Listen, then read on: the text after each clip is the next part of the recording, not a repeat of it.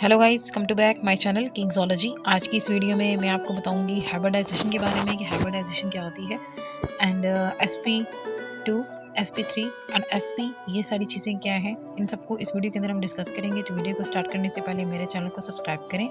अगर आपको वीडियो अच्छी लगती है तो इसको लाइक करें एंड शेयर करें। तो स्टार्ट करते हैं हाइब्रिडाइजेशन। देखें कि यहाँ पे इसके वर्ड्स की कम्बिनेशन पहले देख लेते हैं। पहला जो है वो है हाइब्रिड। तो हाइब्रिड का मतलब होता है दो मुख्तलिफ चीज़ों के मिलने से बनने वाली एक चीज़, जिसको हम कहते हैं हाइब्रिड। हाइब्रिड का मतलब होता है मिक्सचर ऑफ टू थिंग्स। तो हाइब्रिडाइजेशन जो है वो प्रोसीजर है, वो फंक्शन है जिसके थ्रू ये काम हो रहा है।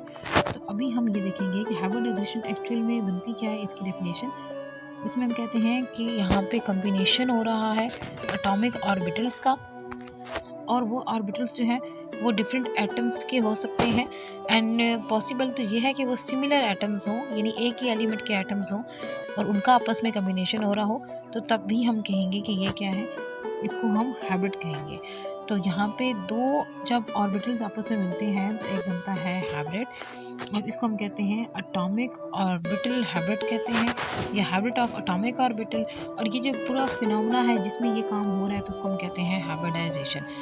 अगर मैं इसकी आपको डायग्राम बना के दिखाऊं तो ये कुछ इस तरह से है कि अगर आपके पास इस तरह से ये एक एटम हो गया और इसमें मौजूद है यहाँ पे इलेक्ट्रॉन्स, तो अब होगा क्या कि अगर यहाँ पे इलेक्ट्रॉन्स इस तरह से हैं और साथ में ही अगर हम ड्रा कर लें डिफरेंट कलर में, चलिए ये इस तरह से एक और एटम, तो ये एटम जो दो हैं इनके अगर शेल्स जो हैं वो आपस में मिले, इसके अंदर भी हम इलेक्ट्रॉन जो है उसको ड्रा कर लेते हैं, तो यहाँ पे होगा क्या कि जैसे ही इसके अंदर भी क्या होगा, दोनों के दोनों आपस में मिलेंगे, दोनों ज्वाइन होंगे आपस में। अगर ज्वाइनिंग को हम से शो करें ग्रीन कलर से, तो इसमें आप देख सकते हो कि ये जो है ये एटम नंबर 1 है और ये जो है ये एटम नंबर 2 है। इन दोनों ने जब आपस में मिलना है तो ज़ाहिर सी बात है इनके जो ये वाला शेल और ये वाला जो आउटर शेल है वो आपस में मिलेंगे। जब इनके और ये जो शेल होते हैं इसको हम कहते हैं ऑर्बिटल। ऑर्बिटल वो रास्ते होते हैं जहाँ पे हमें इलेक्ट्रॉन मिल सकते हैं। तो ये जब ऑर्बिटल या शेल आपस में मिलेंगे तो यहाँ पे क्या होगा, हाइब्रिडाइजेशन होगी, हाइब्रिड बनेगा। और इस पूरे फिनोमेना को हम कहते हैं ये क्या है, ये हाइब्रिडाइजेशन है। और ये कुछ इस तरह से फिनोमेना होगा कि ये वाले जो हैं ये इस तरफ ऐसे मूव करके आ जाएंगे और दूसरे जो रेड वाले हैं वो कुछ इस तरह से मूव करके आ जाएंगे और ये आपस में पूरे मिल जाएंगे। जब मिल जाएंगे तो इनके जो ऑर्बिटल्स हैं वो मैं आपको दिखाती हूँ कि कैसे जो है ना इनके ऑर्बिटल्स वो मूव करके जाएंगे। इनके जो शेल्स हैं वो सिमिलर हो जाएंगे। इनके जो शेल हैं वो कुछ इस तरह से सिमिलर होंगे कि जो ऐसे इनके जो शेल्स हैं वो आपस में मिलना शुरू हो जाएंगे। तो इसको हम कहेंगे कि ये क्या है, ये मूवमेंट हो रही है इलेक्ट्रॉन की। तो ऐसे इलेक्ट्रॉन्स होंगे वो अपने डिफरेंट पाथवे पर ऑर्बिटल्स पर मूव करेंगे। तो ये जो मूवमेंट है, ये जो एटम 1 और एटम 2 दोनों आपस में मिले, इनका हाइब्रिड बना और इस पूरे फिनोमेना को कहते हैं हाइब्रिडाइजेशन। तो इसी को हमने आगे डिस्कस करना है कि कैसे होता है। SP3, SP2, SP इन सब के बारे में पढ़ेंगे। तो देखें कि सबसे पहले हम इसकी टाइप्स देखते हैं। ये जो मैंने आपको चीज़ बताई थी SP3, SP2 एंड SP। तो यहाँ पे हम देखेंगे कि ये जितनी भी हाइब्रिडाइजेशन हो रही है ये डिपेंड करती है अनपेयर्ड इलेक्ट्रॉन के ऊपर और उसके साथ ऑर्बिटल्स के ऊपर। और ऑर्बिटल भी वो वाले जो कि आउटर मोस्ट हों, यानी कि वैलेंस हों और किसी भी एटम से दूर हों। मतलब एटम है जैसे इस तरह से। तो हाइब्रिडाइजेशन जब होनी है तो वो हाइब्रिडाइजेशन जस्ट इनकी होगी, जो आउटर ऑर्बिटल्स होते हैं इनकी मिक्सिंग से होगी। ये वाले जो इनर वाले ऑर्बिटल्स हैं ये मिक्स नहीं होंगे, एटम पूरा मिक्स नहीं होगा, जस्ट उसके ऑर्बिटल्स जो हैं वो मिक्स होंगे और उसका न्यूक्लियर जो होता है वो अपनी लोकेशन पे मेंटेन रहेगा। अभी हम ये देखेंगे कि अगर हाइब्रिडाइजेशन हो रही है तो उसके पर्पस क्या होते हैं। सबसे पहले ये हमें शेप के बारे में बताता है, एंगल्स पता लग जाते हैं, वैलेंस इलेक्ट्रॉन के बारे में इंफॉर्मेशन मिलती है और आउटर मोस्ट ऑर्बिटल यानी कि वैलेंस शेल के बारे में हमें इंफॉर्मेशन मिलती है। इसके अलावा आयनाइजेशन एनर्जी, इलेक्ट्रॉन अफिनिटी और शील्डिंग इफेक्ट इनके बारे में पता लगता है। आयनाइजेशन एनर्जी आपको पता है कि इलेक्ट्रॉन रिमूव करने के लिए जो एनर्जी रिक्वायर्ड होती है उसको कहते हैं। इलेक्ट्रॉन अफिनिटी जो है इलेक्ट्रॉन को ऐड अप करने के लिए जो एनर्जी रिक्वायर्ड होती है उसको बोलते हैं।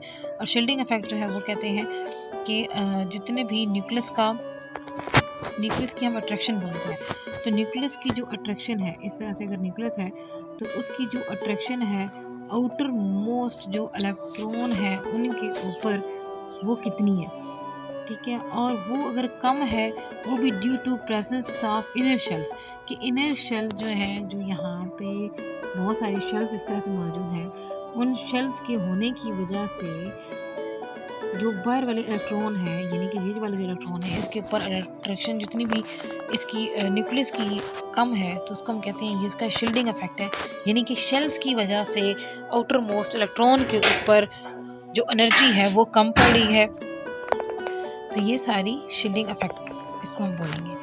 तो अभी नेक्स्ट हम चीज़ देखते हैं। देखें कि अभी एक्सप्लेनेशन अगर देखी जाए इन टाइप्स में सबसे पहले आती है sp3। तो इसमें एक s है ना, तो इस वजह से s ऑर्बिटल एक इन्वॉल्व होगा हाइब्रिडाइजेशन में।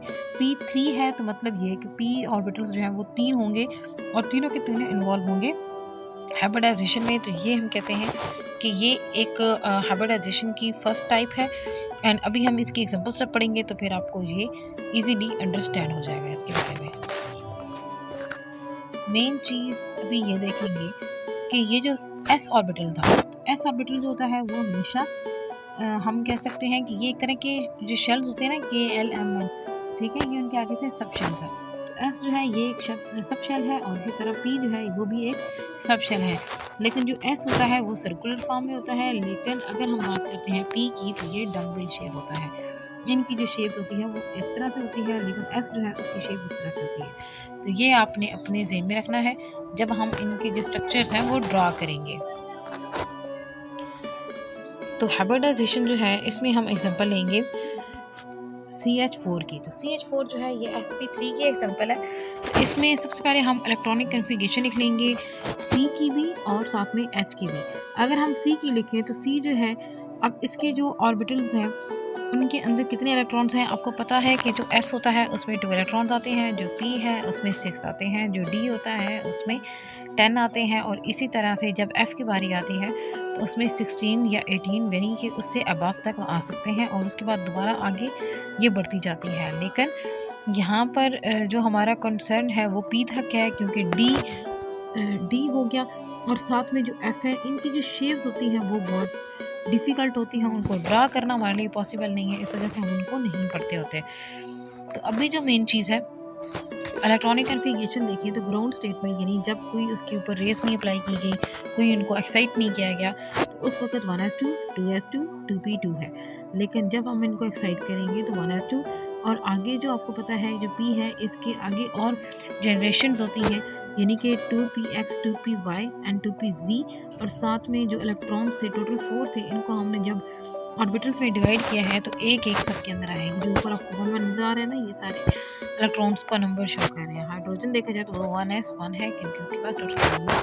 तो ये इसकी एक्साइटेड स्टेट थी। अभी हम इसकी शेप को देखेंगे तो इसकी शेप जो है वो कुछ इस तरह से आती है कि इसका s जो ऑर्बिटल है वो ऊपर, बाकी x, y और z ये तीनों नीचे की तरफ आते हैं।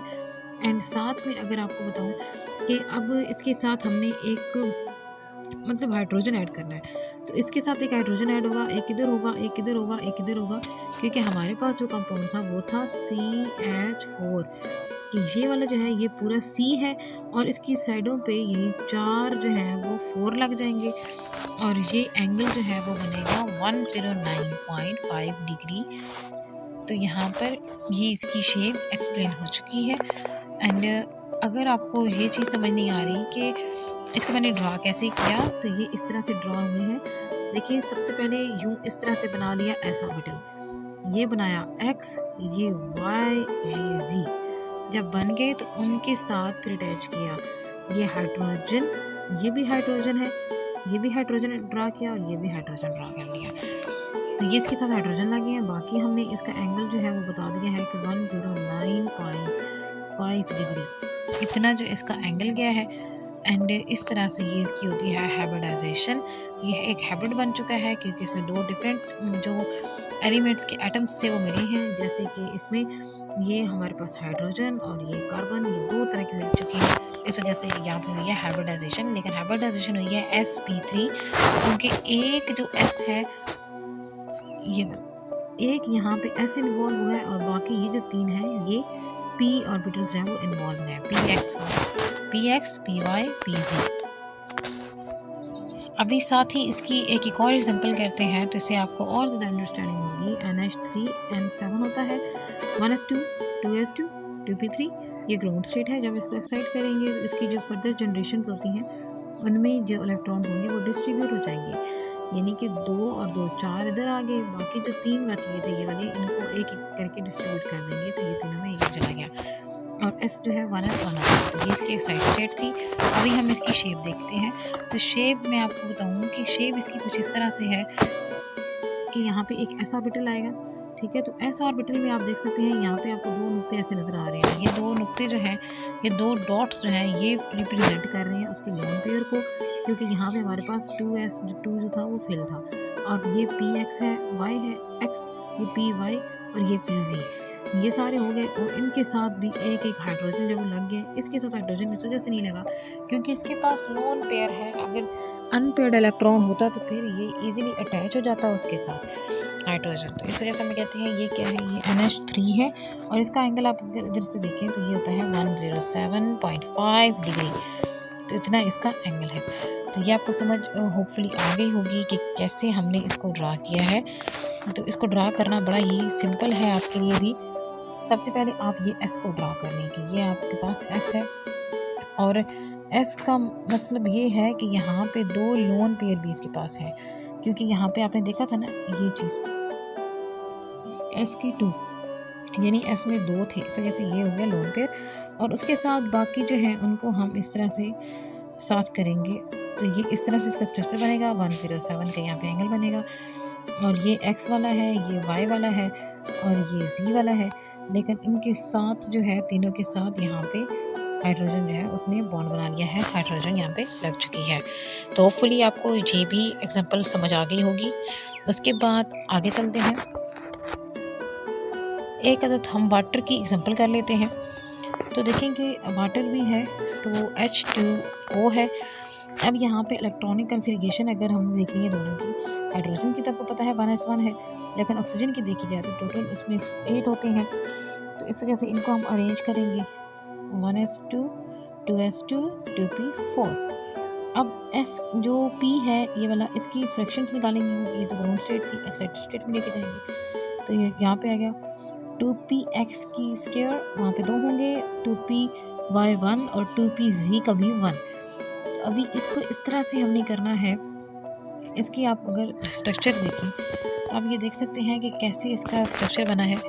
यहाँ पे S जो है उसके पास भी दोनों इलेक्ट्रॉन मौजूद हैं, X के पास भी है, Px के पास भी, Py और Pz दोनों के पास नहीं है। दरमियान में एंगल बन गया है 104.5 डिग्री C। तो ये इतना यहाँ पे एंगल जो है वो बन चुका है। तो अभी आपको मैं ये डायग्राम बना के दिखाती हूँ कि ये डायग्राम कैसे बनी है। ये इसका S यूँ इस तरह से जब ड्रा किया गया तो ये इसका 2p, ये x है, ये y वाला है और ये z वाला है। तो अभी इन सब के साथ हुई बॉन्डिंग। तो बॉन्डिंग में क्या है कि ये पूरा था हमारे पास ऑक्सीजन का, तो इसके एक इधर हाइड्रोजन लगा और दूसरा हाइड्रोजन इधर लगा, बाकी इधर भी दोनों फिल थे और इधर भी दोनों फिल थे। इनके साथ किसी और की पेयरिंग की ज़रूरत नहीं थी क्योंकि ये ऑलरेडी यहाँ पे पेयर्ड इलेक्ट्रॉन मौजूद थे। तो इस वजह से सिर्फ Z और Y के साथ जो है हाइड्रोजन ने बाइंड किया। तो इस वजह से हम कहते हैं कि ये मॉलिक्यूल बना H2O। ये 2 H हो गए और ये पूरा O हो गया। इस वजह से हम इसको कहते हैं H2O। होपफुली आपको ये भी बहुत ईजीली समझ आ गया होगा।